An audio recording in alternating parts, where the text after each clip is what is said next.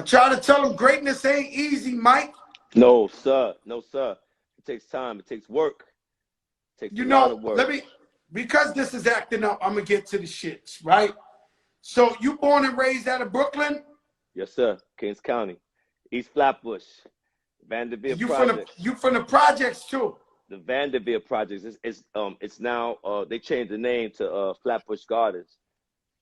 Man, they even changed the name of the projects? Yes, sir. Yes, they did, man. You know how it go. You know what I mean? You gotta, man. It was anybody we call ourselves, anybody from Vanderbilt, we call ourselves the Veer Heads, right? And all my true Veer Heads out there, man. It was a rough time, growing up. It was a beautiful childhood, but it was a lot of sadness, lot of death. You know what I mean? So they, sometimes a new name, fresh start. You know what I mean? Oh, my project, same thing. You know what I'm saying? When I told Lee Daniels when he came on here, when I seen the movie Precious, I was like, yo, what's the big deal? Like, I grew up with like 9 Precious in my building alone.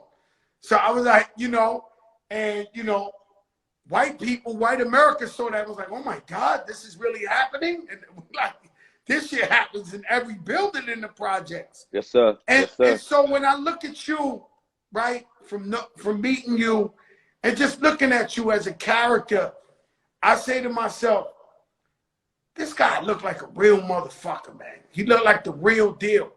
And how does a guy like you grow up in the Vanderbilt projects and say to yourself, I'm going to be an actor, a movie star one day? And what gave you the motivation to overcome all the shit that was coming your way to become a successful actor? First of all, man, first and foremost, man, that goes, the first honor goes to God. I don't know, for some reason, man, every time I kept making left turns, man, and messing up in life, these scars on my face are real, bro. I made some bad choices like a motherfucker. And, man, God always picked me up and cleaned me up and put me back in the water, bro. Like nothing ever happened to me. Like my pastor, man, he dead and gone, man. Pastor Reverend Ronald B. Christian, he used to always say, thank God we don't look like what we've been through. Right. So I'll say that. But I had some powerful examples, man, to aspire to be. First and foremost, man, Queen Latifah. I knew Dana.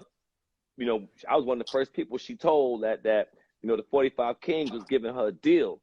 You know what I mean? And she was one of the first people that was close to my heart in my life that I saw aspire for their dreams and make it. So I had her an example. I had, Father MC as an example. These I grew up with Tim, Father. You know what I mean? Him from Father MC grew up in your neighborhood? My mother and his mother was rubbing their belly at the same time. Look at this shit right here, bro. You see this picture? Right? That's Father MC. That's his brother in the middle. And that's me. We were 13 years.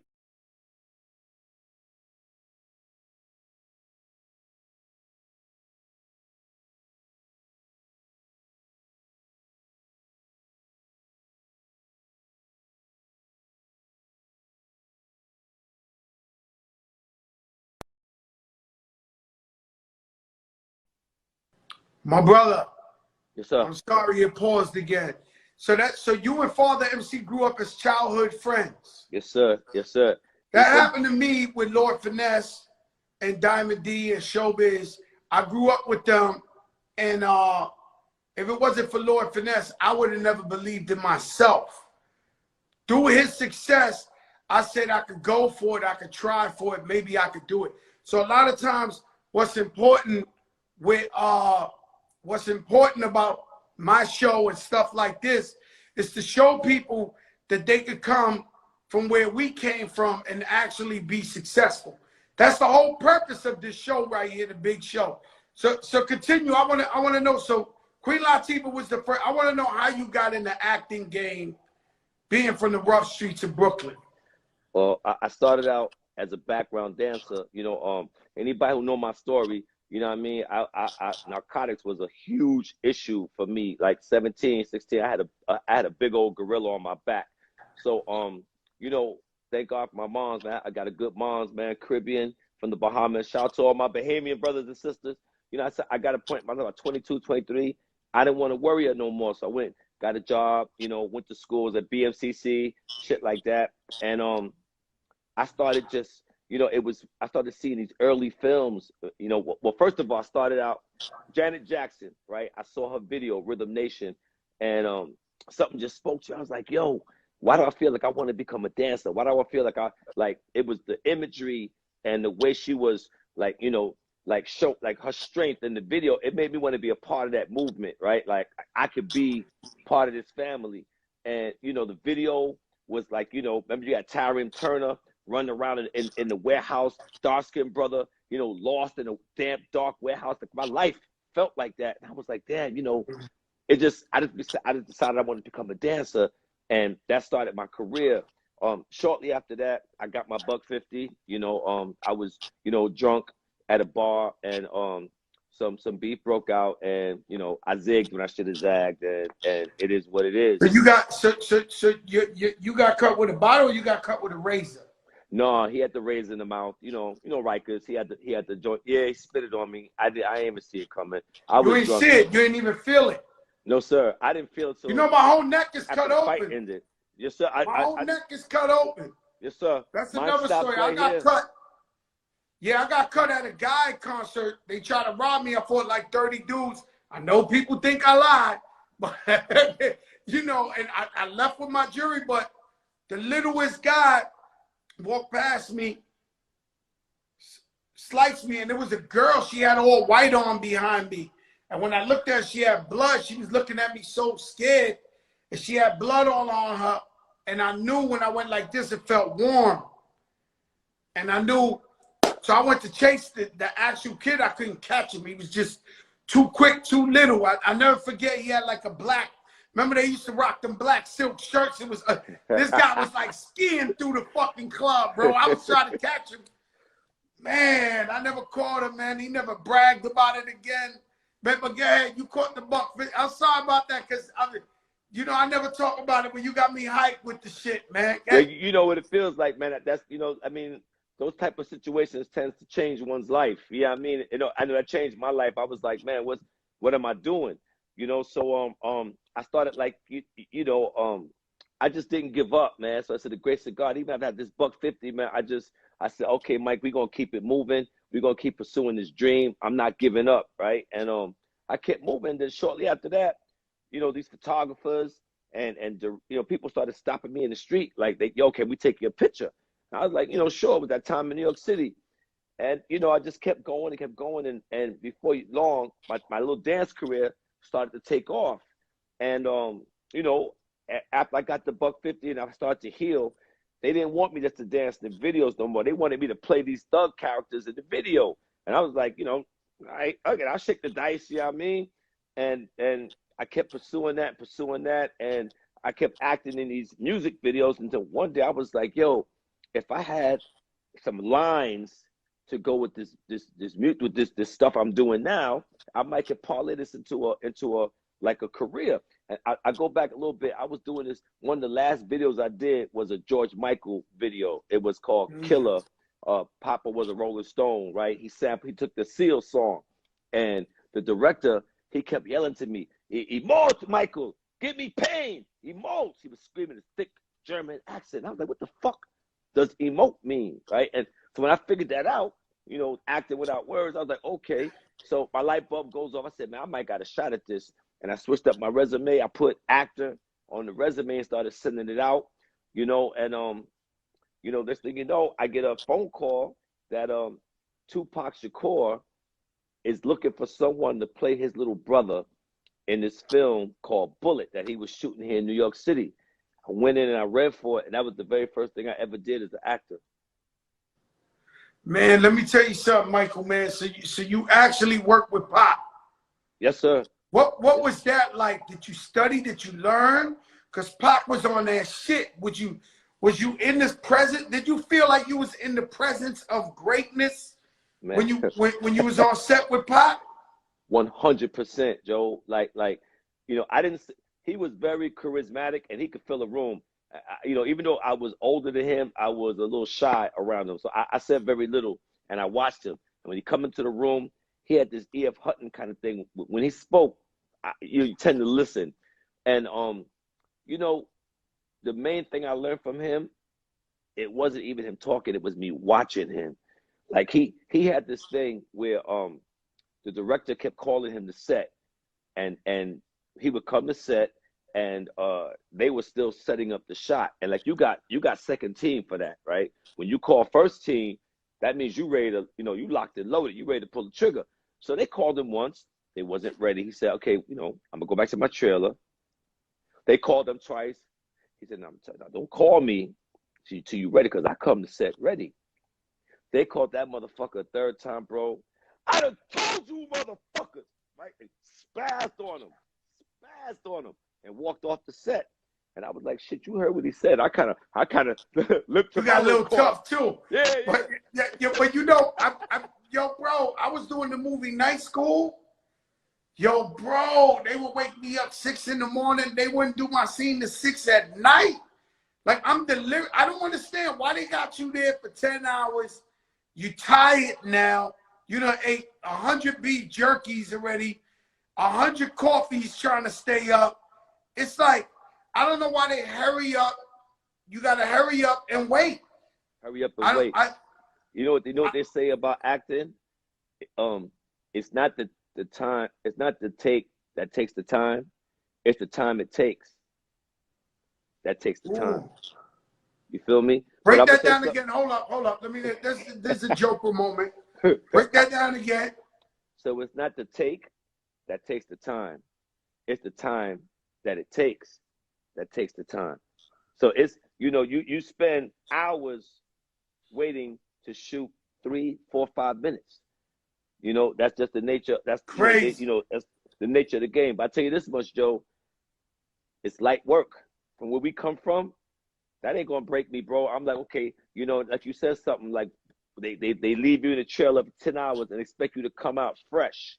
I'm like, you know what? I'm gonna come out fresher than fresh. I'm gonna come out like you just fucking called me to the set, bro. I'm gonna come out like yo, bro. And going back to Pac, what he taught me is, don't come to the set and then get ready. Come to the set ready. I don't give a fuck how long they keep. Come in character. Come in character, bro. I be locked and loaded when I come to the set. I leave Michael in the trailer, in the room. I come to the set, I be ready to bust that gun, because I'm like, because I'm nothing like you.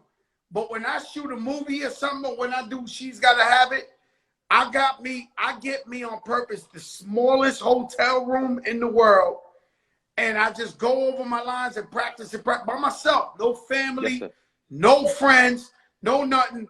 And then when I go there, I take it serious. Like you gotta, you might only get one shot at this. You gotta take it serious. Yes, sir. Yes, sir. Yes, sir. And I just want to I want to know, bro. You just, bro, your artistic level, man. I can't, you know, me. I coined myself the hip hop rapper, bro. I mean the hip hop actor. Excuse me. And bro, your artistry and your level of what you did, of, you know, of emotion and the culture, what you put on wax, bro. I mean, you've inspired me more than you know. So I just have to put that out there. I give you flowers while you can still smell them. You feel me? God bless to you as well, man. It's an honor to have you on the show. You know, I was gone for a week. I had to come back big, man. And I said, yo, I saved you for a hot day. And let me tell you, I heard a story one time that Maya the singer was the one who called you up and said, yo, Michael, you got to come to New York. I set up a meeting with you and Martin Scorsese. How did you know her? And how did she know Martin Scorsese to set that shit up? It's the story is, that's not, I'm going to get, first of all, shout out. Oh, no, tell me the real story. That's something I heard. That's my little sister. And I want to give a shout out to my little brother, Eddie Morales, man. You know, Eddie Morales, you know, my little Brooklyn brother, major choreographer, dancer. It was through him that I got that gig, dance with background with Maya. I was in LA, we was about to do a show, and I called my manager back in New York, and I was, you know, just checking in, what's up? And she was like, yo, where you at? I said, I'm in LA, about to go on stage. She was like, yo, you better have your ass back in New York City on Monday. And I was like, why? She said, yo, Martin Scorsese is looking for you to put you in this movie called Bringing Out the Dead, right? So I said, okay. Yeah, Maya, I knew that her manager at the time was not going to just say, "Okay, buddy, go home and live your dream." So we made up we made up a story about a family emergency. She got her musical director to spot me the money for the airplane ticket, right? And I flew home to make it in time for the audition. I did that one show. We had two shows that weekend. I did the first show and then I dipped, right? And yeah, I never looked back since then, man. Went in the room. I read for the role, and Marty, as I call him, he was like, he looked at his casting director. He was like, "Yeah, give him the job. You're a damn good actor. Give him the part. He has it." Cast me right there in the room, bro. Cast me right there in the room. I never looked back from then on. What's so dope about you is your range of doing different roles. The Boardwalk Empire. That was my shit. Like you was chalky. Hey yo, Nucky Thompson. That is one show that I believe ended too early. That's one show that I thought could have had another season or two. I mean, what was that like going back in time? And you already knew the show was great. I mean, well, first of all, man, that Boardwalk Empire was kind of like a dream come true. Joe, I used to remember, man, I would go on my little auditions in the city, and coming from Flatbush, I used to drive up Washington Avenue. You want to avoid the traffic on Flatbush, this, that, the third. We'll go around the Brooklyn Navy Yard and dip off in the back there by Farragut Projects to go to the bridge. And I would drive by the Navy Yard. And that back then, they was talking about, Robert De Niro going to turn this into a studio. De Niro's going to turn this into a studio. And I was like, this is brilliant.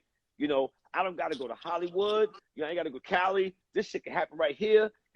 I said, they should name it the Hollywood Studios, right? I'm seriously, this is the shit I'm telling myself in my brain, right? And I'm like, yo, this is going to be perfect. I got my route.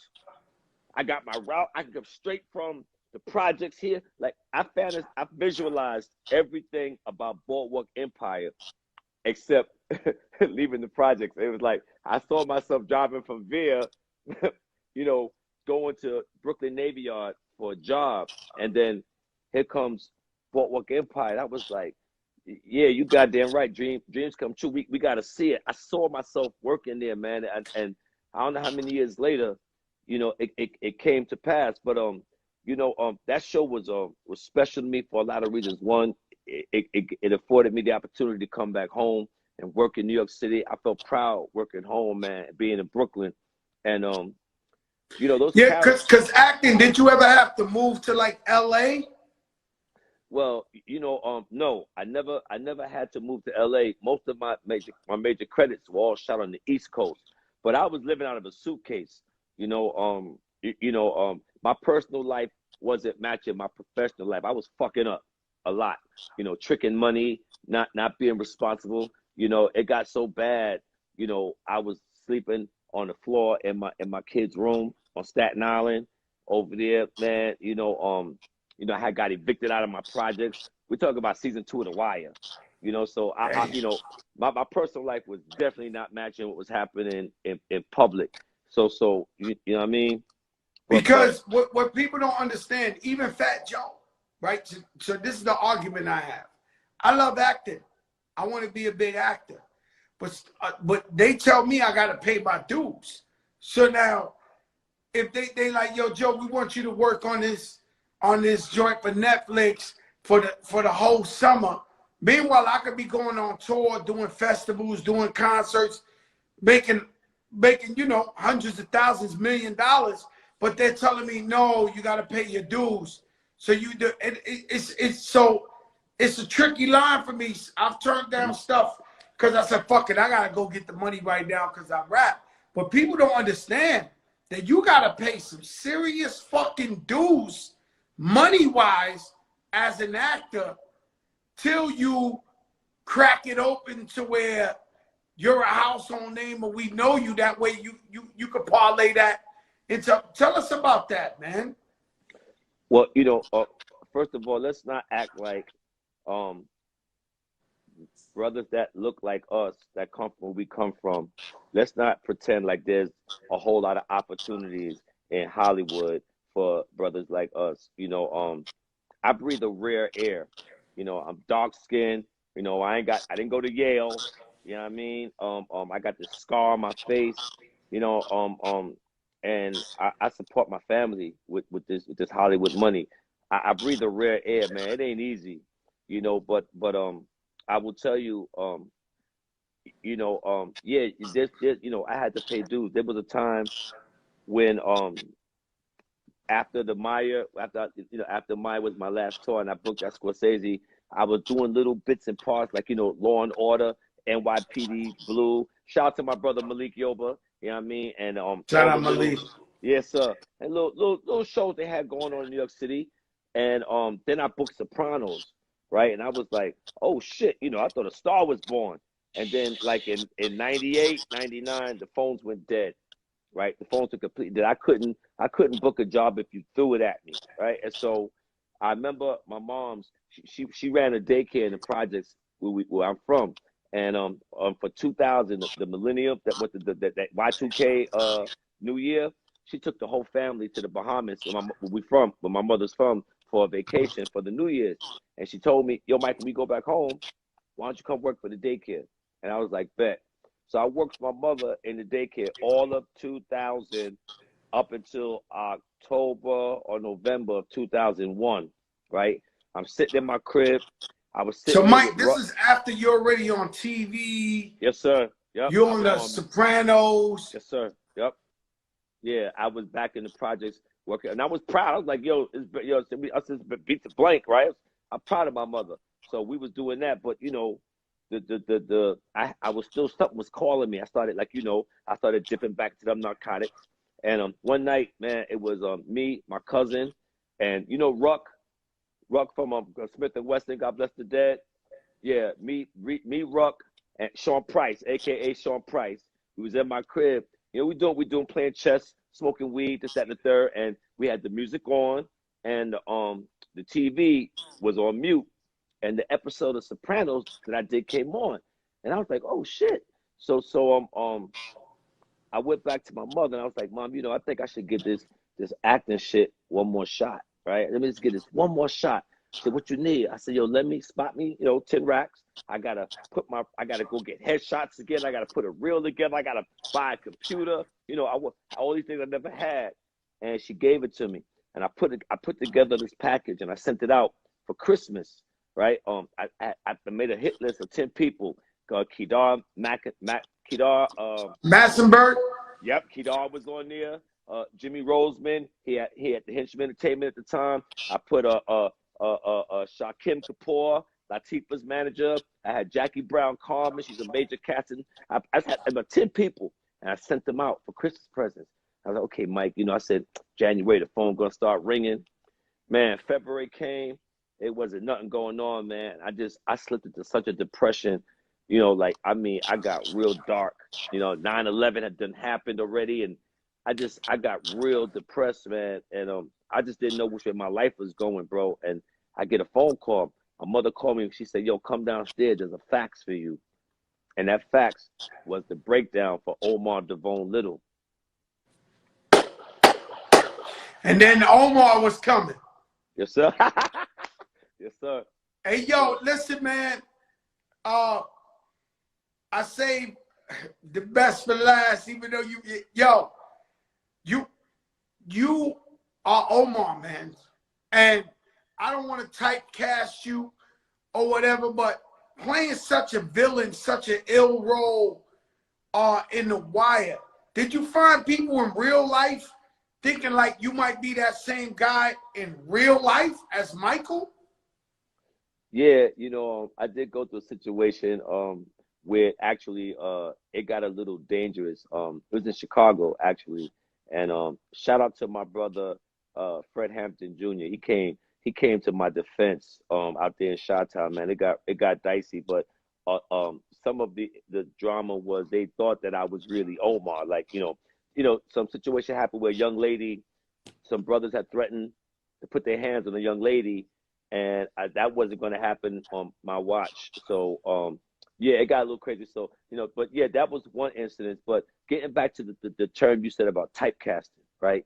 So very early on, right after, you know, The Wire was done, you know, I was getting that question, aren't you afraid of being typecasted? And I, you know, a lot of times I had brothers asking me that question, right? And I was like, the fuck you mean? I said, I'm afraid of not eating, right? This is my gig. With the, you know, do you act white actors? I mean, it's a, you know, it's a gig, right? And then I had to think, where's this question coming from? And I realized the same pen they wrote that question with is the same pen they redline our communities with. You know, I'm like, oh, so, you know, it's a thing I'm supposed to disassociate myself from these types of characters. They call them urban characters, right? I'm like, but these are the brothers and sisters I grew up with. Like these are, I know these people. Like these ain't characters to me. These are real human people. These are people's lives that I know that you know. So I started looking. I made a decision early on in my career to not allow Hollywood to stereotype my roles. You know, the Vanderveer is 59 buildings strong. I've seen a lot of people come, and I've seen a lot of people go, and you know, I've seen the string of bad choices that leads someone to thinking that they got no other option, right? So I know they mothers, they aunties, they, you know, they sisters, they brothers. These are my peoples.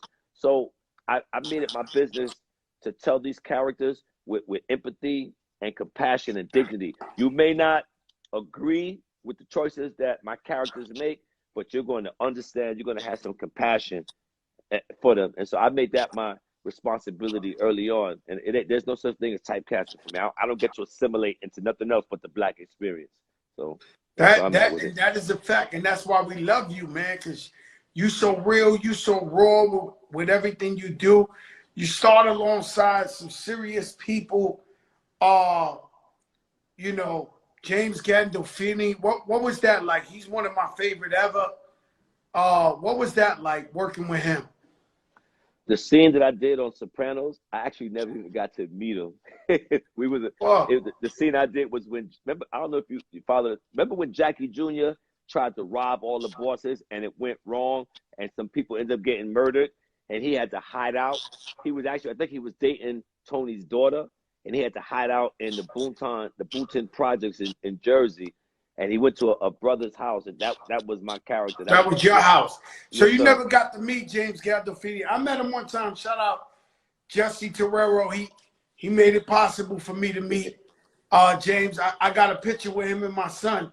But you know, this Wire, you know, you was in there and you was killing, and you would work with so many guys that was already lit. You know, coming in like Wood Harris, yeah. You know, all these guys. Like, how did it feel? Did it feel comfortable? Or you was like, yo, I gotta be as big as these guys, because you walked in there, you know, Idris Elba, J.D. Williams, Hassan Johnson, Wendell Pierce, Sonia Song. I walked in the set and I was like, oh shit, you know, it was intimidating. You know, I looked up to all these people. I hadn't been watching them on TV when I got to the set. So, you know, I was a little intimidated. You know, I just, you know, I just said, man, I just, you know, Brooklyn, we go hard. You know what I'm saying? No, but let me tell you something. Let me tell you, in real life, Omar, you know, he exists. Like, you know, that guy, that grimy extortion, Omar's coming, they exist. You know, these the animals we had to deal with coming up in the hood and in the drug game and shit like that.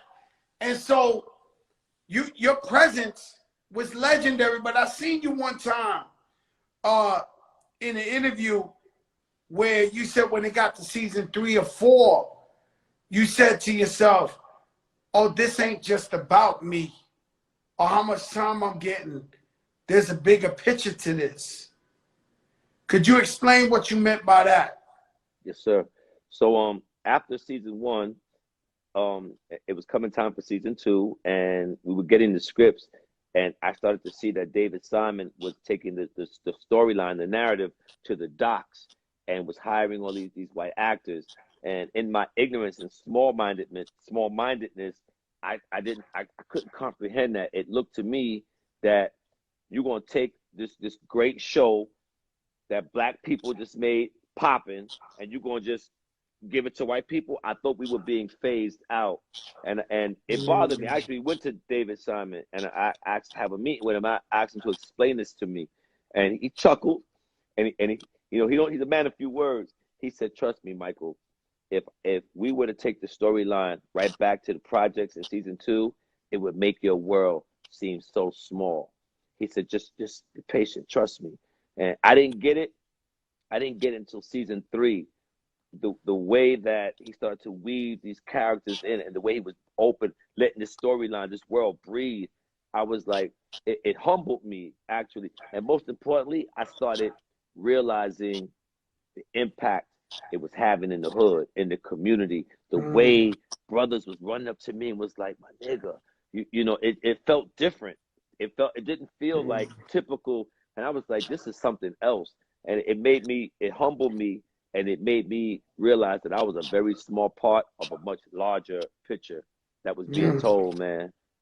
And I always tell a story about Derek Jeter. He's my favorite baseball player. Yes, sir. And one day I'm in Yankee Stadium and Derek Jeter goes to bat up. And I'm screaming like a groupie. I'm like, "Number 2, you're number 1. Number 2, you're number 1." Like, and everybody's screaming for this guy. He looks up. He had that swag. And there's 60,000 people screaming for him. And then at one point, I look at the crowd and I say, does he think everybody's really here just for Derek Jeter? Because one day he's going to retire and the Yankees go on, the show go on.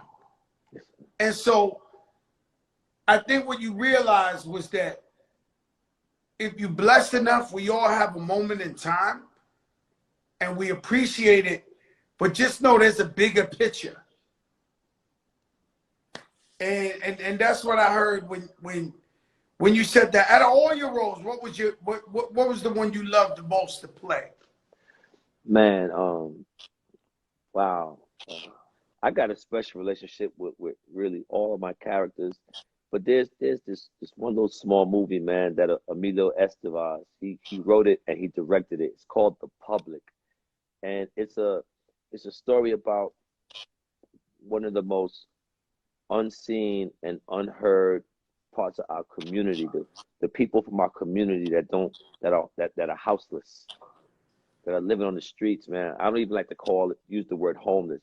I refer to them as people from our community who don't have homes. And this film, The Public, is about this part of our community that decided to stand up for themselves and say, you're going to see us today. You're going to respect us. We're not just people you could disregard. And it's based on true events. Again, it's called The Public. And we got to check that out. I'm going to see it tonight. Luis Guzman. Yes, sir. Pachanga came up on here. And he said he just recently did a documentary style where he acted like he was homeless. And he did it over there by Madison Square Garden, by the post office and all that. And he said he had signs like, "Do you see me?" And he played it like he was homeless, and people ain't know. They thought he was homeless. I think his son. And he said it was the work he's most proud of, and he's been in 1 million movies, and that was he said out of everything, it was one old lady was walking up to the post office and said, "I see you," because he had a sign that said, "Do you see me? I see you." And he said thousands of people were walking past him every day, and the lady said, "I see you." And he said that was like winning a championship. And when it comes to the people of our community that don't have homes, is it because of mental health, you think? Is it because of drugs? Is it family gave up on them? Some people can't find good work. Like, what do you think? Because I swear to God, man, every single day I drive my car, I look at homeless people in the street, or and I always wonder why. Like I say, why? What made this family? What made his family or her family give up on them? Why are they in this position? You know, Joe, that's every scenario that you mentioned just now. It's actually all of the above. It's all of the above. It's can't find a job, the house burned down, there are all types of ways that people slip through the cracks and end up in that predicament. Um, and there's no one way that someone ends up on the streets. It's everything you said. So there's someone out there that right now that is in that situation for one of those reasons. But I'm gonna tell you something. What I do know, they all want to be seen. There was a point in my life that before I remember that I used to be one of those people that would just stuff my leftover change from Whole Foods in a motherfucker cup and keep it moving. And after the public, I started to take the time. God bless you. Thank you, bro. I started to take the time to see people, and I would do things like what's up, brother? What's up, sister? What's your name, man? How you feeling today? Just I would take the time to see people and ask them their name, ask them how they feel, and then I would, brother, sister, you stay safe before I give them anything. I've had times when I've just taken the time to speak to people and say, man, I ain't got nothing right now. This one brother said, I don't give a shit because you spoke to me from your heart. That was right there on Brooklyn Avenue under the BQE. I'll never forget that. The feeling that made me feel.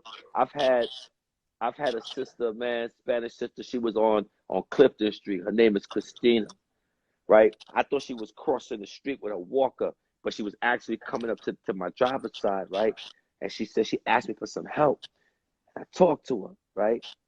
I put something in her hand, and she gonna tell me, bro, with tears in her eyes, this the first time all day that anyone showed her love. It was 3 o'clock in the motherfucking afternoon. That thing touched my heart so much. There's all multiple reasons why people are on the street. I can't speak to that, but what I can speak to, they all want to be seen. They all just want to feel like they matter. Just acknowledge them, ask them their name. That's just my take on it. Yeah, it's a complex situation, because I used to hustle. You know what I'm saying? And I was in the streets, and I fight myself because when I pull off on the highway, I ain't gonna lie, I got a pocket full of money, right? And these guys, they look like they getting high. They asking for money. And I always had a rule that if I think they getting high, I'm not going to give them no money because I know where they going to use the money.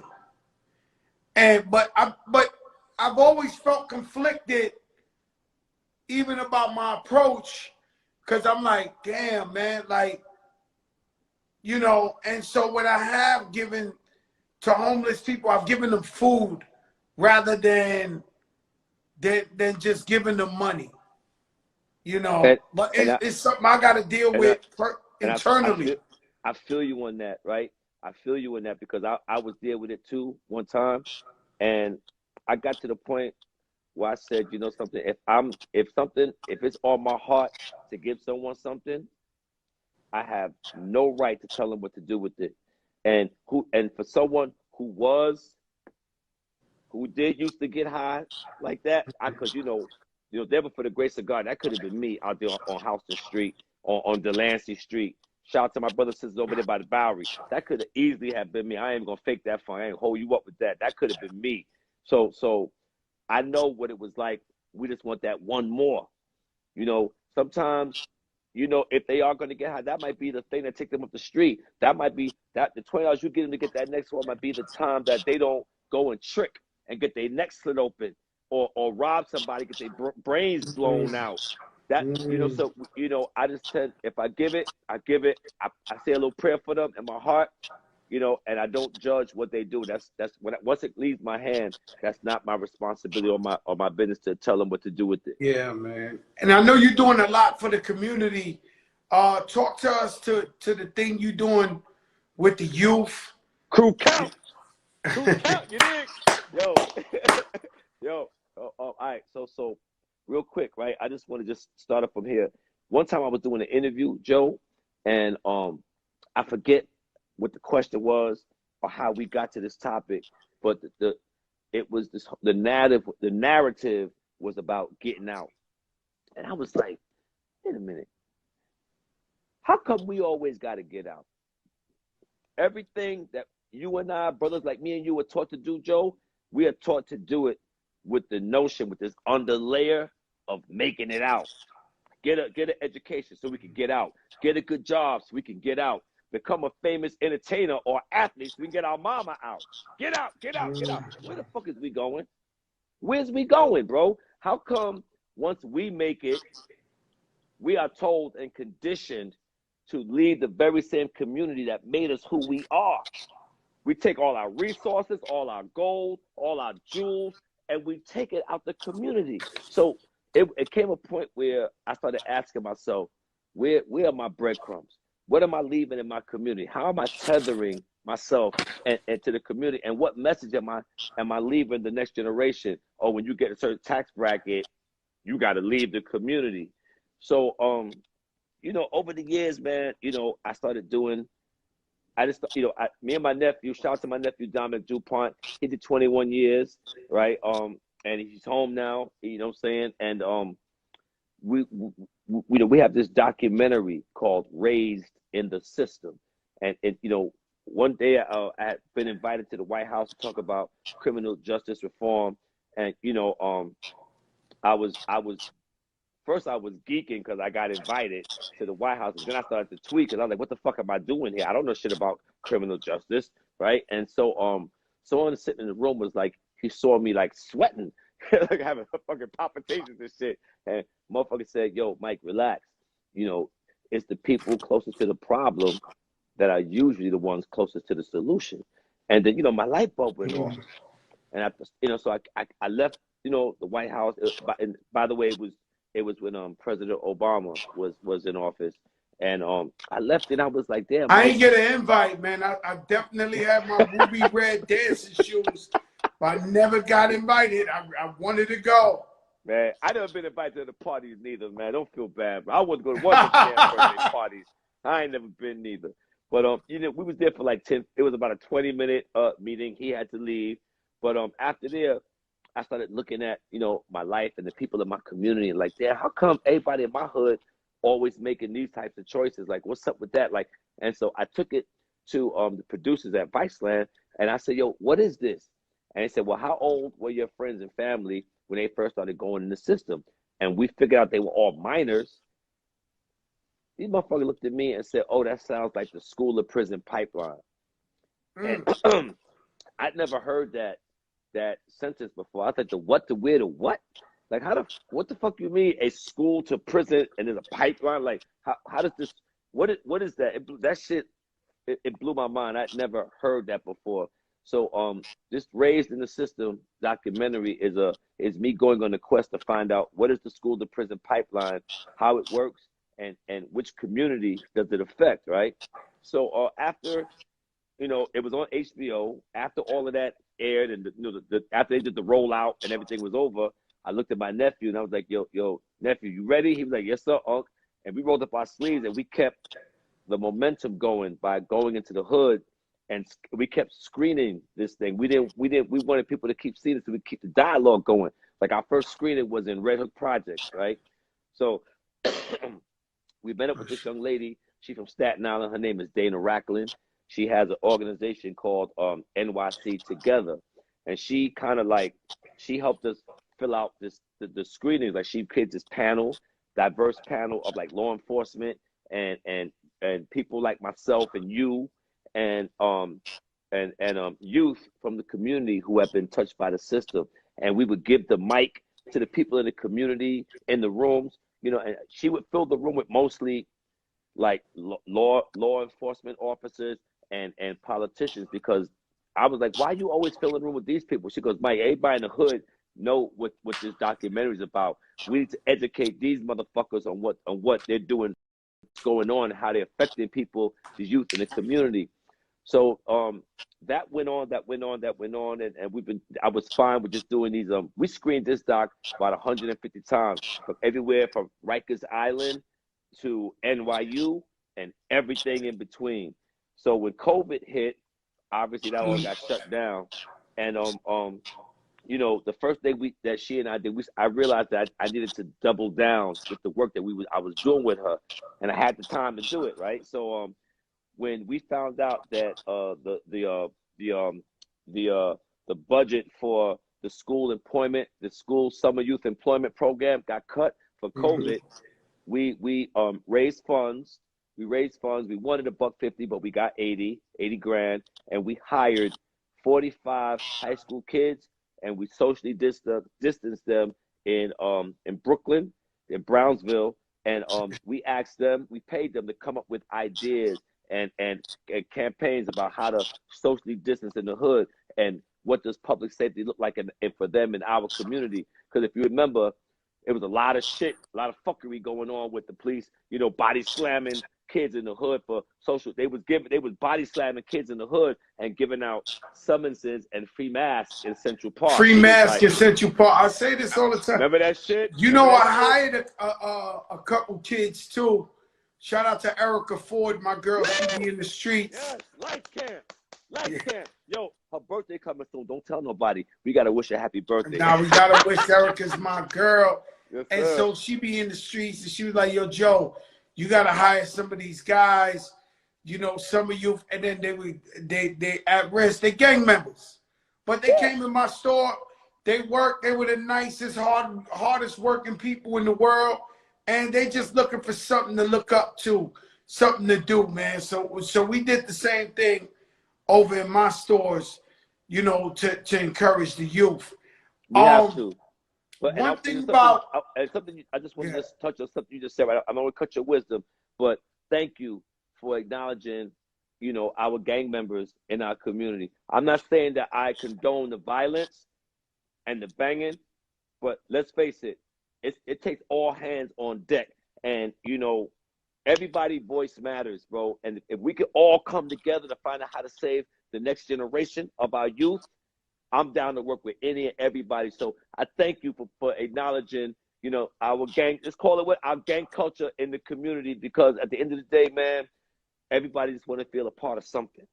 Everybody want to feel a part of something. You know, I just look at all of us as human, you know, yes, especially sir. brown and black people. I look at us as one. I look at us as, you know, how much do we truly need, right? So if we can spread knowledge, you know, stuff like this show, there's a reason why me and you talking about real shit, you know, because you in your mind and me in my mind are hoping that if there's just one kid out there that needed this conversation and they could turn it around and bump into one of us 10 years from now and be like, yo, you remember y'all talked on that IG? I listened and I changed my life around. It's so important. And you're right. A lot of us become successful and we dream about getting out of the hood. We dream. I like the finest things in life, Mike. I'm not going to lie to you. I'm addicted to the fly shit. Know what I'm saying? Me too. But I want to bring my people with me, man. No, real talk. I want to open businesses in the hood, right? And give them jobs. And I don't call them my employees. They're my business partners. Because I tell them all, yo, I want y'all to own your own business one day. I want y'all to own your own homes one day. I don't look at them as employees. I give them that importance to let them know that they're special, that they're great. At the same time, you know, we don't want to point our fingers at nobody, but no, we don't. Our people, they make it and they gone, and we never see them again, right? And so what's right, what's wrong? I have two different theories about it, right? Big L got killed on his own block. Jam SJ got killed on his own block. You know how this go. And unfortunately, no matter how great you are and how celebrated you are around the world, chances Nipsey are Hussle. Nipsey Right of Hussle, his own. Yeah. chances are they'll kill you in your own hood. So Fat Joe, you think the Bronx, you like this Fat Joe. We got to go see Fat Joe. But most likely Fat Joe will die in the Bronx faster than he'll die in Brooklyn. Don't know why. And I don't know why we've been trained as a people to get mad at our own people who are successful. So now you might have a sister went and got a corporate job. So now we complaining that they don't know how we living in the hood, or they don't help us, and they don't get permission. So you get a sister, and she's a president of the corporate thing. Then we criticize her like she sold out.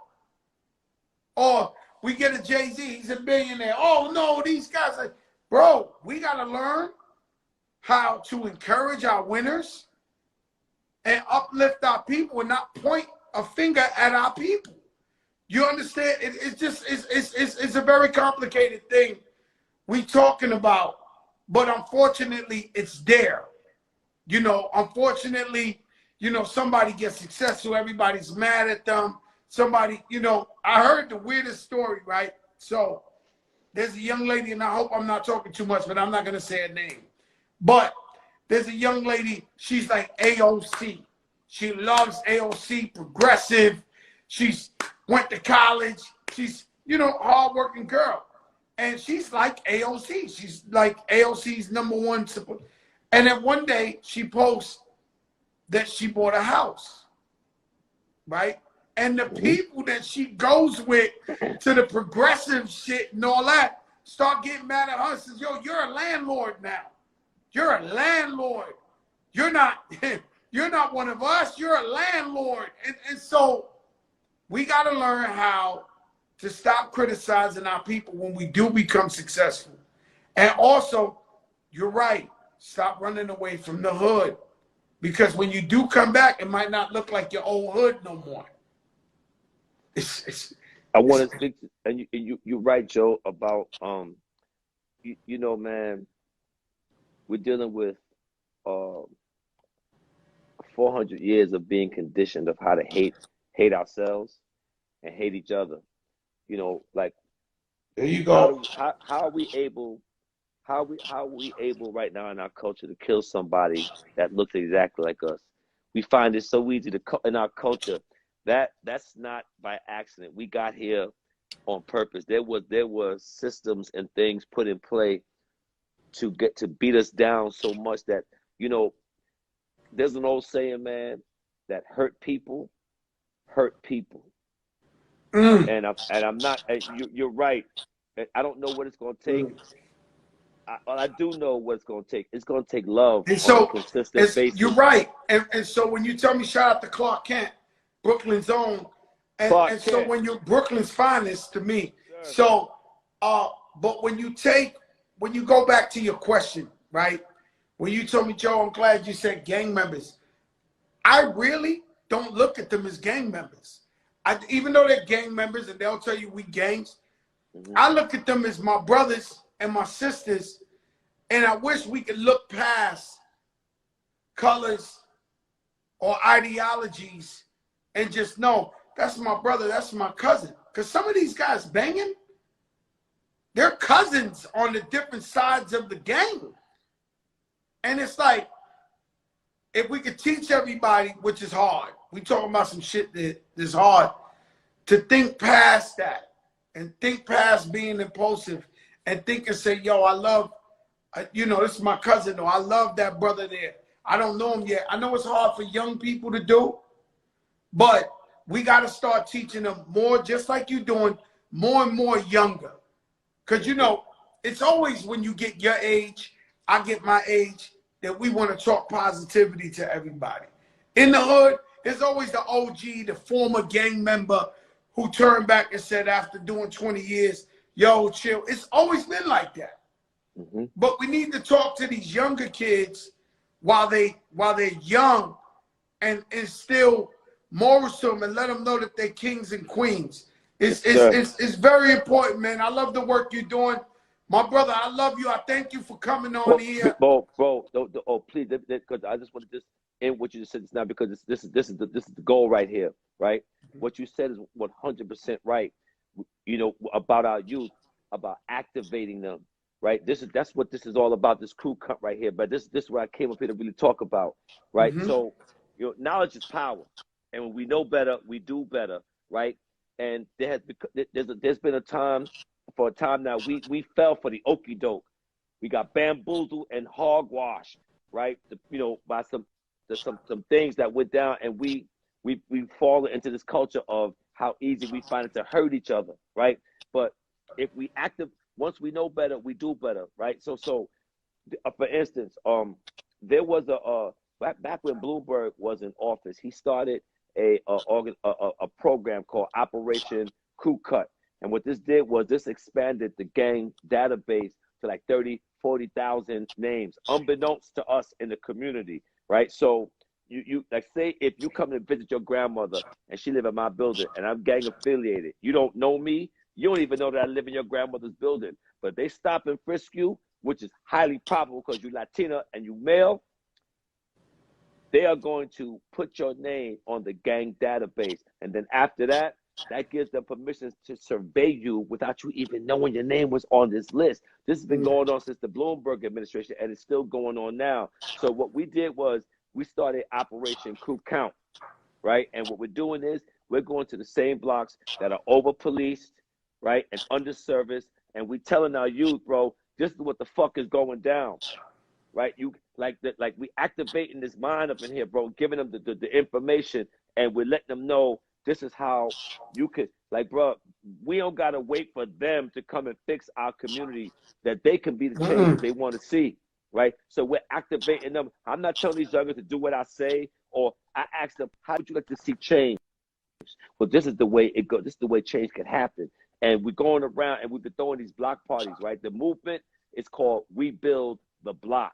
And what we do is we let law enforcement know what we're doing, but we also tell them to stand down, right? And we go and we get all the OGs and the people and the leaders in the community, and we hire them to make sure that there's peace on the block, right? We bring in marching bands, free food, and the youth run everything. We give them the budget and we put them up there and we give them the information. We don't endorse nobody. We don't let nobody come and run their mouth, right? It's all about the youth. And the only requirement to get on into the block party is that you got to just get registered to vote. Stop by the table. Let the youth talk to you. Let them share the knowledge of what they've been given, and it's all run by them. And it's been very successful. We've done 4 so far. Now, how do they get the info, Mike? How do they get that info? Bro, you can go on Instagram and just log on to either We Build the Block or Crew Count NYC. Any one of those NYC handles. Or We Build the Block. God bless you, my brother. I love you, man. You've been incredible for us, man. I appreciate you, man. It was very big for me getting you in here, man, because I've been wanting you here for a while. You the realest, and I thank you, my brother. I love you, my brother. And stay with the Knicks. Too, I know you grew up in Brooklyn. Don't go to that Nets. Don't go to the Nets. Bobby Smurda already went to the Nets, man. Stay with my Knicks, man. I think Spike over there too. I don't know. Nah, Spike ain't over there, man. He with us, man. I love you, Mike. Stay up, too, bro. Joe. I'm gonna see you in Miami, my brother. I'm with you. I'll see you in a couple of days. No doubt, bro. Nigga cross me like hot sauce. Nigga, we got sold out. Play with my game, you get knocked off.